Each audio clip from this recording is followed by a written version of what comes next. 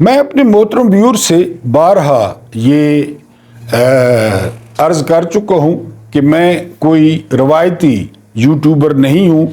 मेरा मकसद ये होता है कि एक तो आपको मौजूदा हालात से आगाह किया जाए, लेकिन उसके साथ साथ माजी में भी झांका जाए ताकि अपना हम रास्ता दुरुस्त कर सकें। दूसरा, आज इब्तिदा में दरख्वास्त है कि वीडियो को लाइक, कमेंट और चैनल को सब्सक्राइब करें, क्योंकि जनवरी में जो हमारा टारगेट है वो 1 लाख सब्सक्रिप्शन का है, लेकिन उसके लिए आपका ताउन दरकार है। बिस्मिल्लाहिर्रहमानिर्रहीम। मेरा नाम महमूद नियाज़ी है एंड अस्सलाम वालेकुम वरहमतुल्लाहि वबरकातुहू। रौ रशीद अपनी किताब जो मैंने देखा, ये किताब का नाम है, उसमें लिखते हैं कि जब पाकिस्तान 2 लाख होने के बिल्कुल करीब था, यानी घुमसान की लड़ाई लड़ी जा रही थी, तो पेशावर में chief of army staff general Agha Mohammad Yahya Khan के नए घर का इफ्तिताह हो रहा था।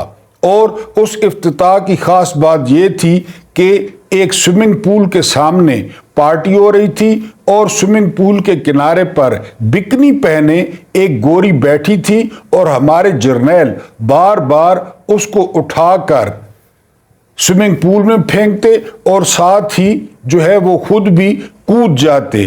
और ये भी उन्होंने कहा कि वहाँ पर नाम उन्होंने नहीं लिखा कि एक बड़ा ख़ास किस्म का दलाल था जिसने उस गोरी का अरेंज किया था, और ये जो है हमारे जर्नैल उसके साथ पानी में खेल रहे थे।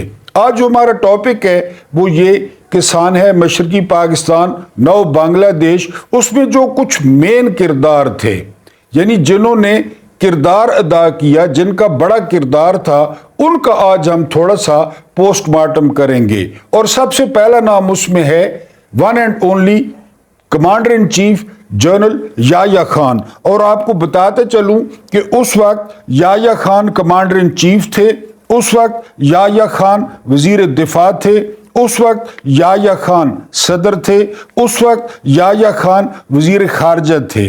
और भुट्टो ने इक़्तिदार में आने के बाद इनको बरतरफ किया और ये अपने भाई जिनका नाम अली था उनके घर जो है इनका इंतकाल हुआ।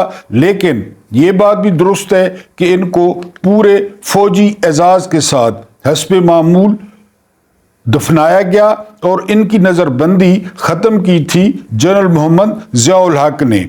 इसके साथ दूसरा जो बड़ा मशहूर किरदार था वो था जनरल अब्दुल हमीद खान। जनरल अब्दुल हमीद खान का एक वीलॉग में पहले तज़किरा कर चुका हूँ कि जब शेख मुजीब ने मशरकी पाकिस्तान में इलेक्शन जीता और वहाँ पे फौजियों की बैठक हो रही थी, वहाँ पे एक जूनियर अफसर ने सवाल किया था कि सर अब क्या होगा। तो ये जो मौसूफ थे जनरल अब्दुल हमीद खान, ये डिप्टी कमांडर इन चीफ थे, इन्होंने कहा था कि बेफिक्र रहो, हम इन काले हरामियों को अपने ऊपर कभी हुक्मरानी नहीं करने देंगे। तो ये जनरल अब्दुल हमीद खान थे और इनको भुट्टो साहब ने इक़्तिदार में आकर बरतरफ कर दिया था। उसके बाद जो तीसरा नाम आता है वो है lieutenant general M Pirzada. Lieutenant general M Pirzada के बारे में मशहूर था कि ये जनरल याह्या और भुट्टो के दरमियान कोई मुआहदा कराने की कोशिश कर रहे हैं, बजाय अपना काम करने के ये उनके दरमियान पुल बने हुए थे और अपने लिए ज़्यादा से ज़्यादा हिस्सा महफूज करने के लिए कोशां थे। इसके अलावा ये जनरल याह्या खान के प्रिंसिपल सेक्रेटरी थे। तीसरा नाम जो इसमें, और हाँ, लेफ्टिनेंट जनरल एम पीरजादा को भी बरतरफ किया गया था। चौथा नाम है लेफ्टिनेंट जनरल गुल हसन। सुकूते ढाका के वक्त ये चीफ ऑफ जनरल स्टाफ थे, CGS थे, और बाद में भुट्टो ने इनको बरतरफ करने के बजाय वो पाकिस्तान की अफवाज का चीफ ऑफ आर्मी स्टाफ बनाया था। ये पाकिस्तान के पहले चीफ ऑफ आर्मी स्टाफ थे, क्योंकि पहले इस ओहदे का नाम कमांडर इन चीफ था।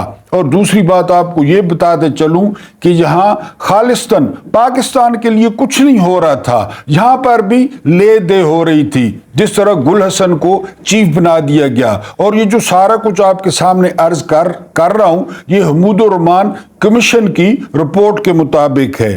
اس کے بعد میجر جنرل غلام عمر، یہ اسد عمر اور محمد زبیر کے والد تھے، اور اس دور میں ان پر 2 کروڑ روپیہ جو ہے وہ ہڑپنے کا الزام آیا، جس کے بارے میں کہا جاتا ہے کہ الیکشن پر اثر انداز ہونے کے لیے یہ 2 کروڑ روپیہ صنعت کاروں سے اکٹھا کیا گیا تھا، لیکن اس کے بعد اس کا پتہ نہیں چلا۔ اب آپ اندازہ کریں کہ اس دور کے 2 کروڑ روپے وہ اب کتنے ہوں گے۔ تو یہ میجر جنرل غلام عمر، ان کو جو ہے وہ ان کے کھاتے میں ڈالا جاتا ہے۔ میجر جنرل ابو بکر عثمان مٹھا، ان کی جو سب سے خاص بات تھی میجر جنرل ابو بکر عثمان مٹھا کی، یہ ایس ایس جی کے بانی تھے۔ پہلی دفعہ ان کو جو ہے وہ ایس ایس جی انہوں نے اس کی بنیاد رکھی، اور جب ان کا انتقال ہوا تو ان کو آخری سلامی بھی ایس ایس جی کے دستے نے دی، اور لندن میں ان کا ایک کمرے میں انتقال ہوا۔ اس کے بعد نام آتا ہے لیفٹیننٹ جنرل ارشاد احمد خان، یہ 1 کور کے سربراہ تھے، اور ان کے بارے میں کہا جاتا ہے کہ انہوں نے 500 گاؤں جو ہے وہ دشمن کے حوالے کر دیے تھے۔ لیفٹیننٹ جنرل ارشاد احمد خان۔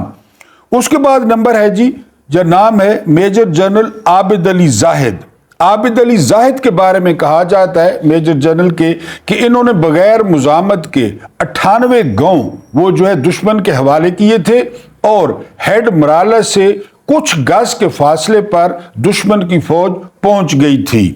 اگلا نام آتا ہے جی میجر جنرل بی ایم مصطفیٰ، ان کا جو سیکٹر تھا وہ راجستھان تھا، اور انہوں نے رام گڑھ کی طرف پیش قدمی کرتے ہوئے جو آفیسرز تھے ان کے احکامات کو نظر انداز کیا، اور بہت زیادہ نقصان کے باعث بنے۔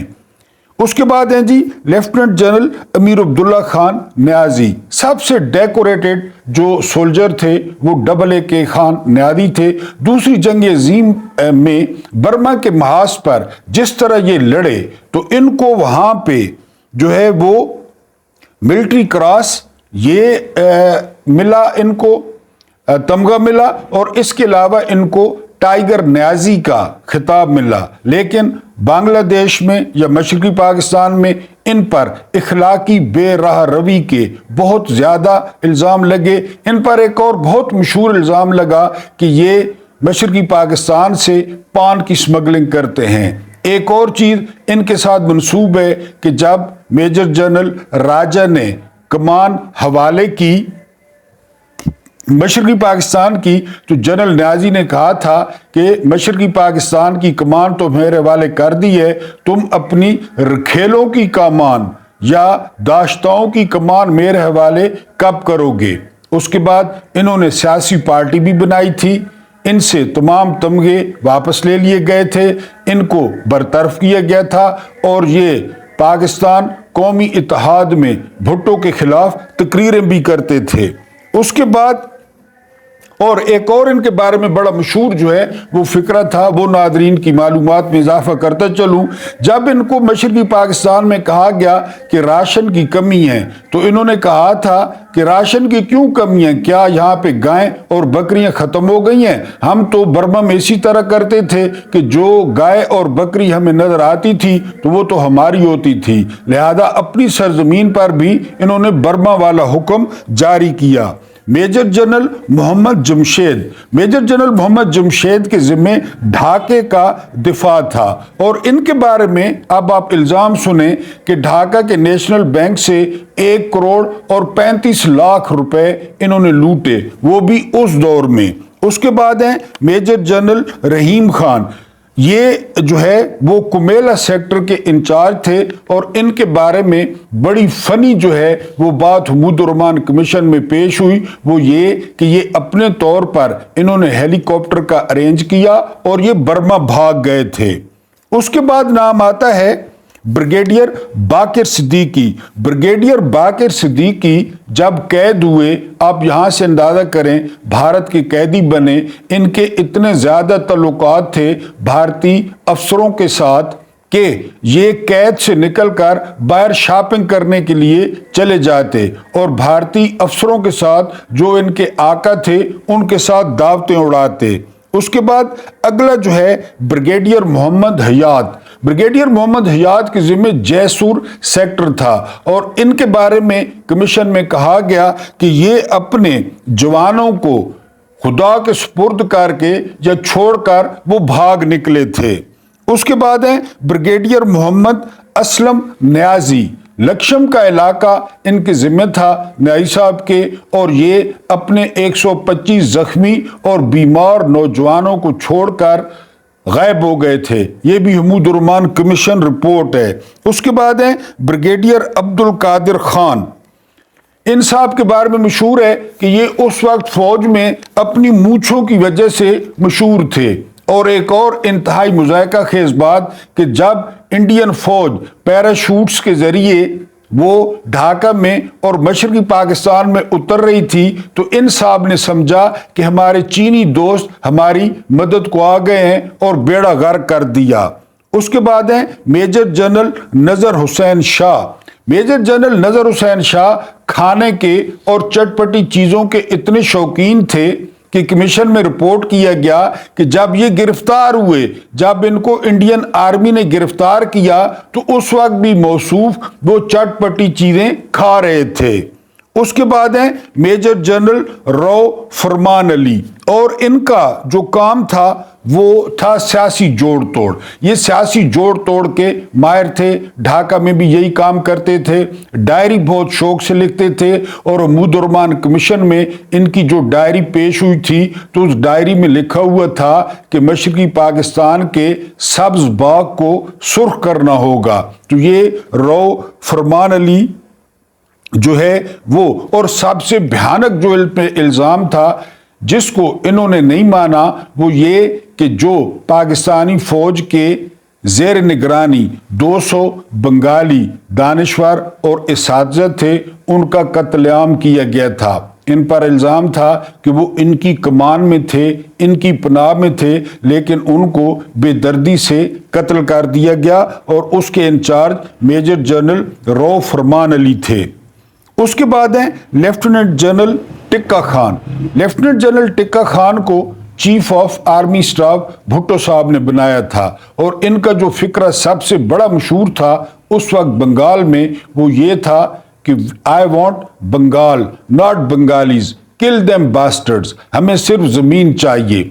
बाद में ये भुट्टो साहब के बिल्कुल करीब हो गए। जिस तरह मैंने कहा कि ये कुछ भी मेरिट पे नहीं हो रहा था, ये अपनी पसंद और नापसंद पे हो रहा था। ये पीपल्स पार्टी में शामिल हुए, ये बेनज़ीर हुकूमत में पंजाब के गवर्नर बने, इन्होंने रावलपिंडी से इलेक्शन लड़ा, इनको शेख रशीद ने हराया था, ये सेक्रेटरी जनरल भी पीपल्स पार्टी के रहे, और फिर उसके बाद इनको पूरे फौजी एजाज के साथ दफनाया गया जनरल टिक्का खान को। ब्रिगेडियर जहांजेब अरबाब, इन पर बहुत संगीन इल्ज़ामात थे।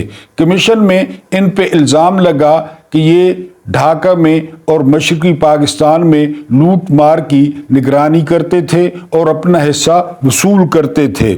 उसके बाद एयर मार्शल अब्दुल रहीम खान। एयर मार्शल अब्दुल रहीम खान ये फ़ज़ाइया के सरबराह थे। इनका बहुत ज़्यादा मुतनाज़ा किरदार हमीदुर्रहमान कमीशन की रिपोर्ट में आया, और दूसरा ये भुट्टो के बहुत ज़्यादा करीब थे, और भुट्टो को इक़्तिदार में लाने के लिए इन्होंने बहुत कुछ किया।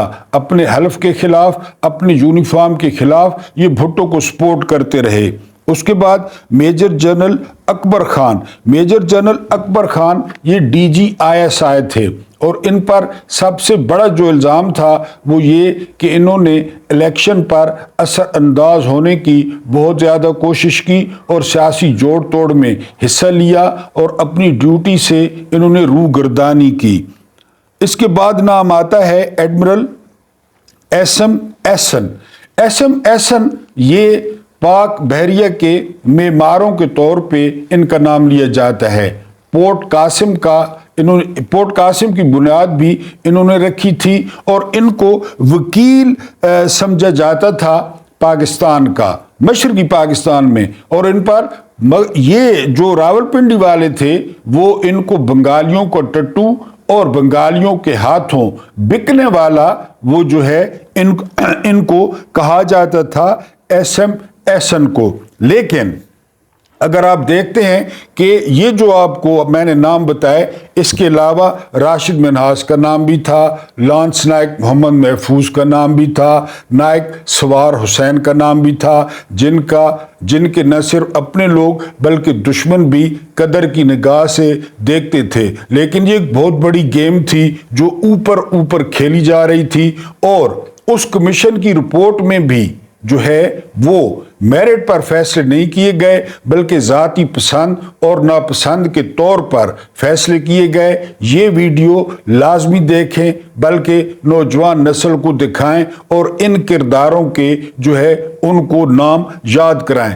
इसके अलावा जो इख्तिताम है या जो इसकी बॉटम लाइन है वो ये है कि जब भी आप अपने हलफ से रूगर्दानी करेंगे, जब भी आप अपना काम छोड़कर दूसरे काम करेंगे तो फिर यही होगा। यानी पाकिस्तान की अब मौजूदा हालत को देखते हैं तो आपको क्या नजर आता है? आपको ये नजर आता है कि मेरे समेत कोई भी बंदा वो अपना काम नहीं कर रहा बल्कि दूसरे के काम में जो है वो दरअंदाजी कर रहा है, दूसरे के काम में दखल अंदाजी कर रहा है। उम्मीद है आपको वीडियो पसंद आई होगी। आप अपने प्यारों और अपने दोस्तों के साथ इसको शेयर भी करें, चैनल को सब्सक्राइब करें। अल्लाह पाक आप लोगों को आसानियां अता फरमाए और आसानियां बांटने की तौफीक अता फरमाए। एंड मुझे बर्दाश्त करने का बहुत बहुत शुक्रिया।